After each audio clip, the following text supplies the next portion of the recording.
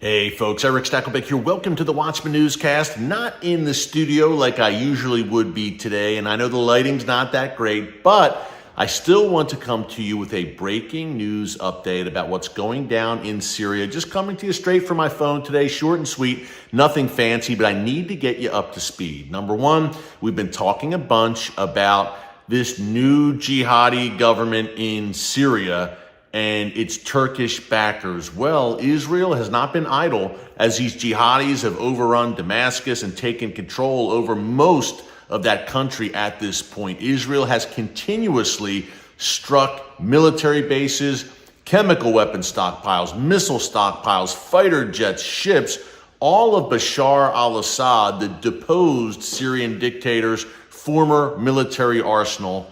Israel eliminated it before it could fall into the hands of these jihadis, these Sunni Islamists linked to al-Qaeda, who have now taken power in Damascus. A very wise move by Israel.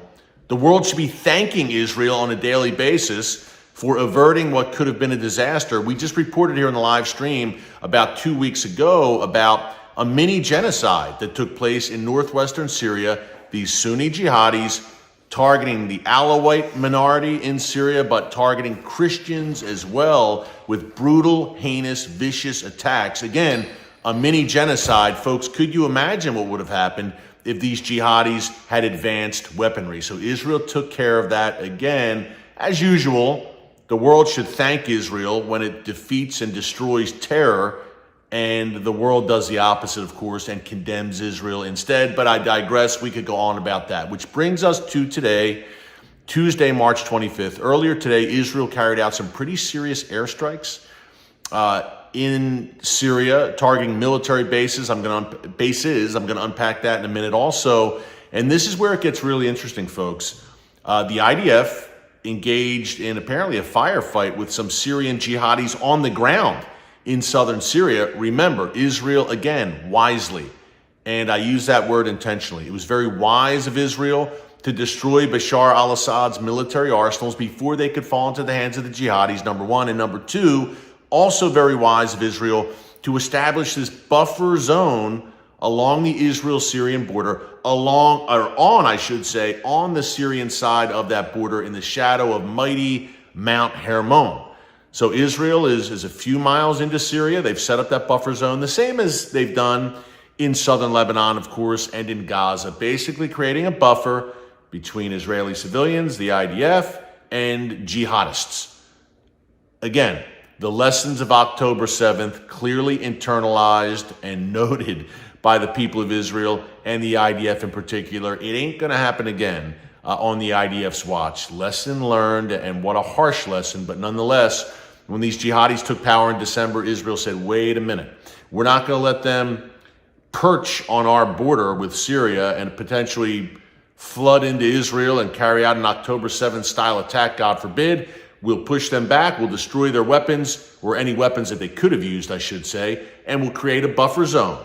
Plenty of space between them and us. So the airstrikes today, and number two, the clashes with jihadis. Let's get some more of the specific details, because when we talk about Syria and we talk about rapid developments there, many times our viewers want to talk about Isaiah 17. Look, we've got prophecy buffs who watch this channel on a regular basis, who are students of Bible prophecy, and Isaiah 17 is a big one.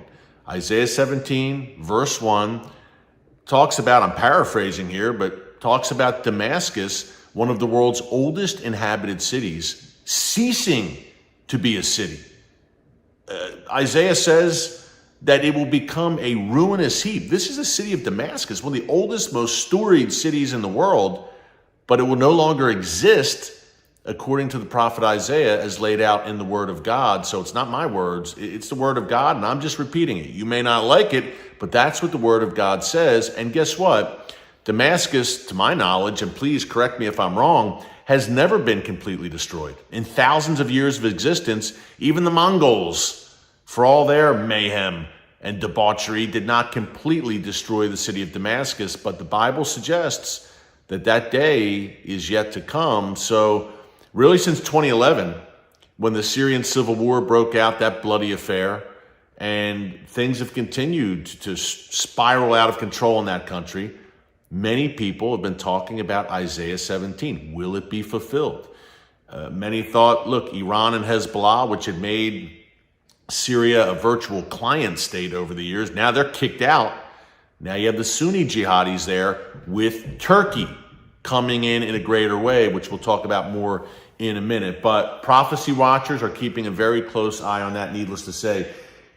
Here's the news on the airstrikes today. Just reading this, looking aside of my laptop here, apologies, bear with me.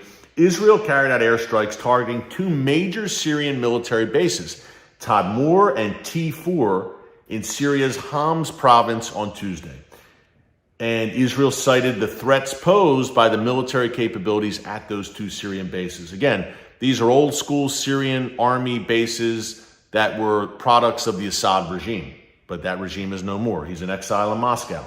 In an official statement, the Israeli military confirmed it had attacked the two strategic installations, which had been repeatedly hit in the past. The T4, you've heard me talk about that in the past, that base.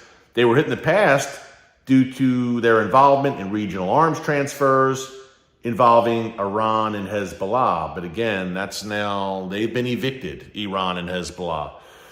These strikes are part of a broader Israeli effort aimed at countering Iranian entrenchment and Hezbollah's growing presence in Syria. Israel's military operations have intensified since Islamist rebels, the jihadis, led by the group Hayat Tahrir al-Sham, toppled Bashar al-Assad on December 8th.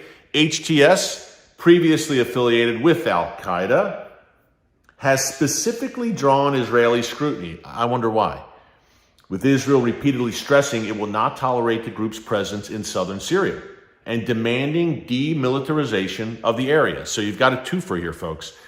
You've got Israel still. Look, it's not like Iran and Hezbollah are completely gone from Syria. There's still remnants there. So you've got Israel making sure that that Iran and Hezbollah cannot re-entrench themselves, if that's a word, in Syria. That's number one with the airstrikes. But number two, also in southern Syria, bring it a little closer to Israel's border with Syria. That's where Israel is most concerned about the jihadis, the Sunni jihadis who now run Syria, in essence, not every sector of the country, but most. And Israel's very concerned about them being too close to the border. So, Syria is just a hornet's nest. All of the world's worst actors have established themselves in that country, it seems. Iran, Hezbollah, ISIS, al-Qaeda, Turkey, Russia's there. And you wonder why people are talking about Isaiah 17 and what could potentially happen to Damascus. Hey, by the way, if you like what you're hearing, current events, breaking news from an unapologetically biblical perspective, make sure to subscribe, click the notification bell so you get alerts every time a new video is posted. Hey, even in days where we're not in the office, we're still coming to you down and dirty from the phone. But we don't want to keep our watchmen and women on the wall waiting. We want to update you every chance we can with all the latest news out of the world's most strategic, prophetic, and chaotic region, and to break down why it matters to you, no matter where you live. Speaking of which, Israeli strikes in Syria today, also in the south, and we had jihadi gunmen near the Israel border firing at Israeli soldiers, and the troops fired back and then launched a drone which eliminated these jihadi gunmen. And look, it's a clash, a firefight there, and this is what Israel has been concerned about.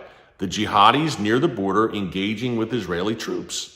So Israel took care of that today, engaged in a firefight, the IDF, and then sent in a drone to finish the job. But again, it's a hornet's nest. Israel must maintain that buffer zone wisely, and at every turn must destroy any kind of weaponry in that country so that Israel is not threatened. Again, the lessons of October 7th internalized and duly noted by Israel's leadership and its military. Last thing here, you see in the title of this newscast, abbreviated version today, that I mentioned Turkey. A few things. Number one, Turkey right now, massive protest now for 6 days. The mayor of Istanbul was arrested. by Recep Tayyip Erdogan, the radical Islamist leader of Turkey. And people have been in the streets. I mean, look, Erdogan, 22 years he's ruled, and this is not going over too well in Turkey. Where is it going to lead? I'm not quite sure. I will tell you that Erdogan is a strong man in every sense of the word, and he is not hesitant, I think, to violently put down protest. And again, it gets even more interesting here. It's a NATO member nation. Turkey has the second largest military in NATO. That's number one. Number two, it is a fierce enemy under this regime. Look, Turkey was always a friend of Israel, a friend of the United States for over 70 years. But under this regime, Erdogan, Turkey is a flat out enemy of Israel. And people can pretend like it's not, but that's how it's going. And to that end, some very interesting analysis and really just kind of looking at the obvious, in my view, that continuously now is coming out of Israel, where they're saying, man, we're on a collision course with Turkey over Syria. Look, the Syrian government, those jihadis, is negotiating with Erdogan to give Turkey land near the ancient city of Palmyra in central Syria, give it to the Turkish military. In return, Syria's new jihadi government seeks economic, military, and political support from Turkey. Folks, bottom line, this ain't going to go over so well with Israel if Turkey's at its doorstep. So you get rid of Iran and Hezbollah, one threat, and Assad out of Syria. Now Turkey rolls in along with the Sunni jihadis. Israel can't catch a break when it comes to Syria. But needless to say, prophetic implications. You talk about Isaiah. You talk about Ezekiel 38, 39 vis-a-vis Turkey. Whew. Catch your breath. Fasten your seatbelts. A lot is happening, and a lot more will happen in the days to come. And you'll have a front row seat for it right here on The Watchman. Thanks so much for joining us today. Keep it all in prayer. Until next time, God bless you. And remember, never hold your peace. Hey everyone, thanks for checking out the Watchman Newscast. Make sure you hit the subscribe button so you never miss an upload, and tap the bell icon so you're notified every time a new video is posted. And don't forget to share your thoughts, insights, and comments below. Thanks for watching. We'll see you back here tomorrow.